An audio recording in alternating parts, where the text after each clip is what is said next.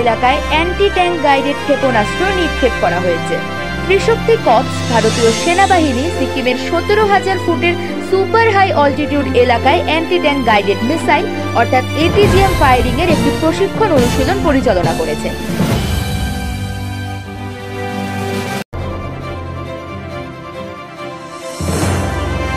পুরো ইস্টার্ন কমান্ডের মেকানাইজড এবং ইনফ্যান্ট্রি ইউনিটের মিসাইল ফায়ারিং ডিটাচমেন্টেরা প্রশিক্ষণ মহড়ায় অংশ নেয়।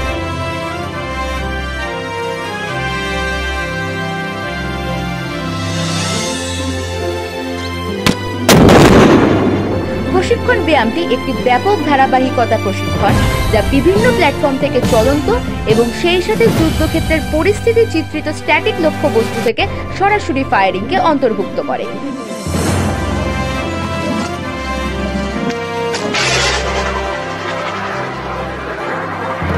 এটিজিএম ডিটাচমেন্ট অসম প্রাণঘাতী সহ সাজোয়া হুমকি নিরপেক্ষ করার ক্ষমতা প্রদর্শন করেছে, বিশ্বাসঘাতক পাহাড়ের মিশনের সাফল্য নিশ্চিত করেছে।